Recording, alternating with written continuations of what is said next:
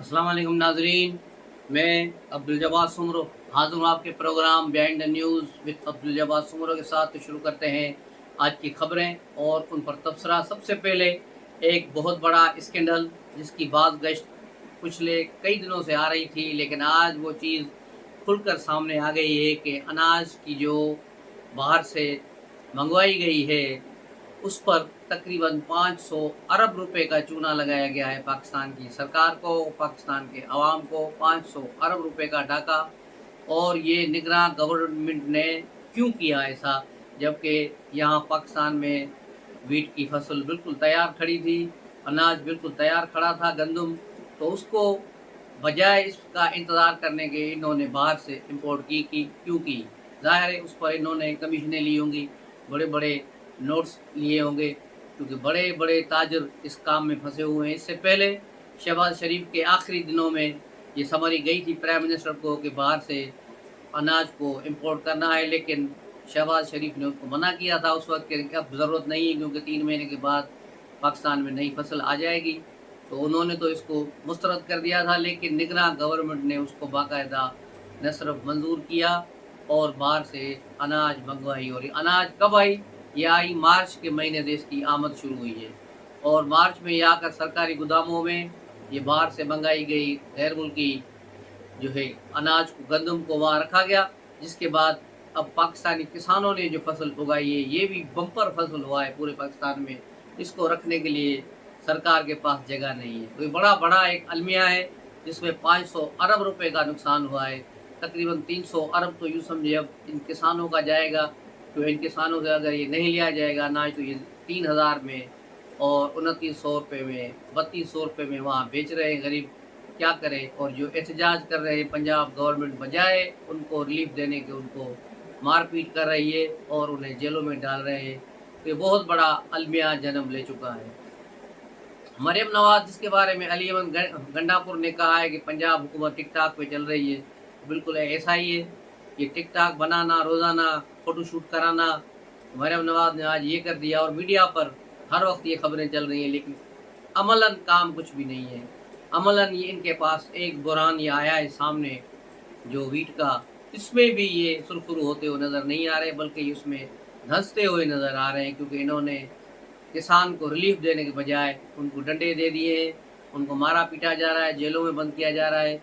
और मेरे ख्याल में ये हल नहीं है। इस पर एक जज के थ्रू एक इंक्वायरी कमीशन बनाया जाए कि जो जो लोग इसमें मुलव्वस हैं, जिन्होंने बाहर से अनाज को, गंदम को मंगाया है, उन सबको केफर किरदार तक पहुँचाया जाए। जब तक ये एहतसाब शुरू नहीं होगा पाकिस्तान में, कोई चीज़ आगे नहीं बढ़ेगी। दूसरी तरफ मुस्लिम लीग नून एक तरफ तो चीखे मार रही है कि पंजाब और मरकज़ में हमें अख्तियारात नहीं, हमें कुछ भी नहीं, हम क्या करें, हम कुछ करने के लिए काबिल नहीं।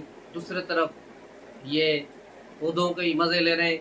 नायब वज़ीर आज़म के लिए इसहाक डार को ले लिया, फिर कल राना सना का भी नोटिफिकेशन आ गया। अभी ख्वाजा साद रफ़ीक और एक दो जो रहते हैं पीछे एक दो रोज़ में, उनका नोटिफिकेशन भी शायद आ जाए। और ये पूरे मज़े लेंगे इक़्तिदार के, और वहाँ रोते भी रहेंगे कि हमारे पास अख्तियारात नहीं। तो मुस्लिम लीग नून क्या चाहती है, कहना क्या चाहती है? तो इसको चाहिए कि वो अपने किरदार पर, अपने काम पर तवज्जो दे कि वो करना क्या चाहते हैं, या तो उनकी कोई क्या मजबूरी है कि वो इक़्तिदार में बैठे। अगर उनके पास अख्तियारात नहीं, हुकूमत चलाने का कोई उनके पास अख्तियार नहीं, तो फिर वो क्या कर रहे हैं?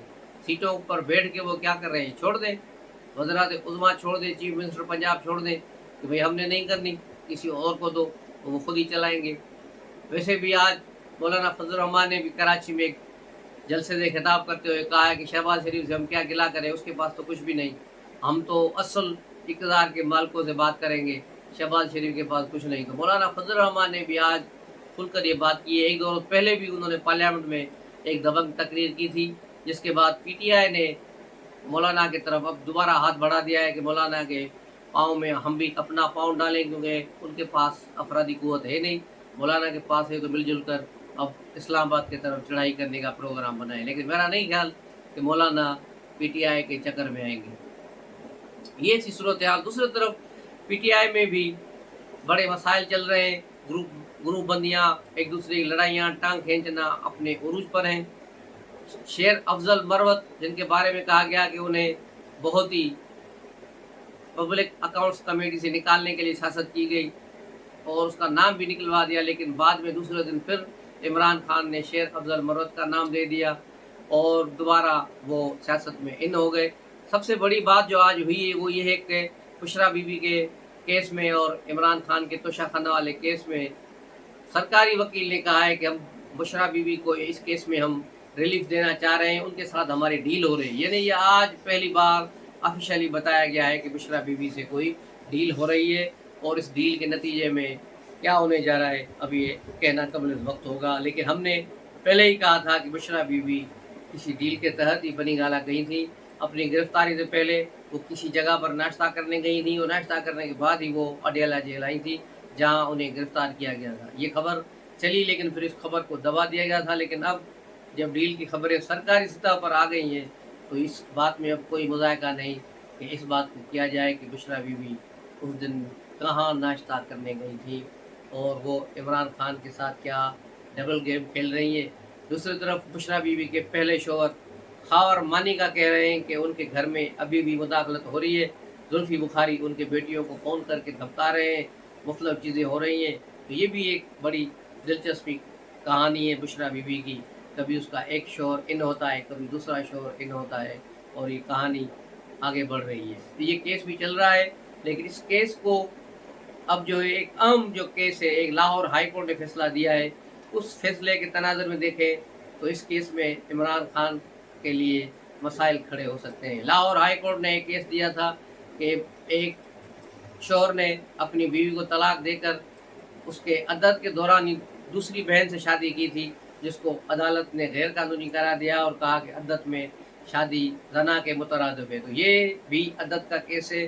तो इसमें अगर उस केस का हवाला आ गया तो फिर इमरान खान के लिए मुश्किलात खड़ी होंगी और 180 मिलियन पाउंड का जो केस है वो तेज़ी से अपनी आखिरी मंजिल की तरफ जा रहा है। इसमें कई गवाहों के बयानात उन पर जरा मुकम्मल हो चुकी है। कल भी इस पर जरा हुई और आज भी इस पर जरा हुई और फिर अब ये केस अपने मंतकी अंजाम की तरफ जा रहा है और शायद ये 10 मई से पहले पहले इस केस का फैसला सुना दिया जाए और हो सकता है इस्लामाबाद हाई कोर्ट तब तक इन्हें तोशाखाना केस के अलावा साइफर केस में भी सज़ा मुअत्तल कर दे या फिर अदत में शिद्दत केस की भी सज़ा मुअत्तल कर दे। लेकिन जब तक वो सज़ाएँ मुअत्तल होंगी, ये तीसरी सज़ा बहाल हो चुकी होगी। उसके बाद फिर 9 मई के मुकदमे शुरू होंगे जिनकी कार्रवाइयाँ शुरू होनी है। तो ये सारी कुल कार्रवाई। दूसरी तरफ 9 मई आने वाला है जिस पर पीटीआई अपना योम 9 मई मनाने का इरादा रखती है। अब उस दिन ये पुरअमन एहतजाज करेंगे या फिर पहले जैसे वाक़यात करने की जो है कोशिश करेंगे, लेकिन इस बार रियासत मुकम्मल तौर पे तैयार है।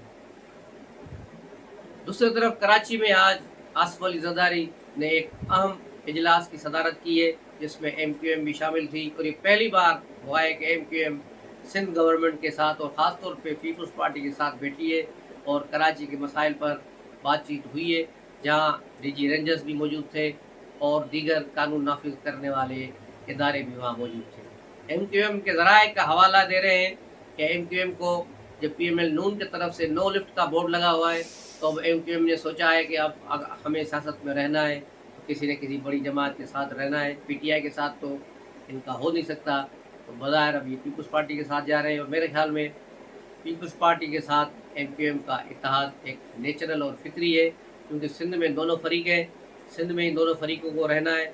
तो ये अगर मिलकर चलेंगे तो कराची और सिंध अंदरूनी सिंध के लिए बहुत बेहतर होगा। दोनों फरीक जो है बेहतर रहेगा और अमन अमान की तरफ सूरत हाल बेहतर नज़र आएगी। उसके अलावा सिंध में भी लोगों की यही शिकायत है किसानों की कि उन्हें बारदाना नहीं मिल रहा और जहाँ बारदाना मिल रहा है तो फ़ी बोरी 500 रुपये रिश्वत दी जा रही है। यानी 500 रुपये ये बारदाने का भरे, फिर वहाँ से मजदूरी उठाना करना, तो इनको यूँ समझे अनाज ये वीट जो है 3000 रुपये मन जाके बिकेगी।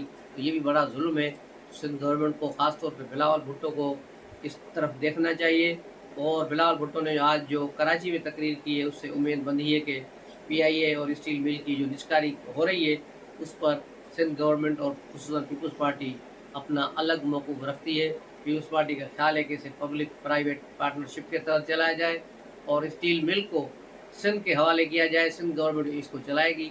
तो ये दोनों चीज़ें मेरे ख्याल में बेहतर है कि पीआईए को पब्लिक प्राइवेट पार्टनरशिप के तहत चलाया जाए, ताकि किसी मुलाजिम को फारिग न किया जाए, किसी घर के चूल्हे को ठंडा न किया जाए। और स्टील मिल के जो लोग बेरोज़गार बैठे हैं, स्टील मिल की तनख्वाहें नहीं मिल रही, बंद पड़ी है, अगर ये सिंध गवर्नमेंट को दी जाए तो शायद वो इसको चलाने में कामयाब हो जाए।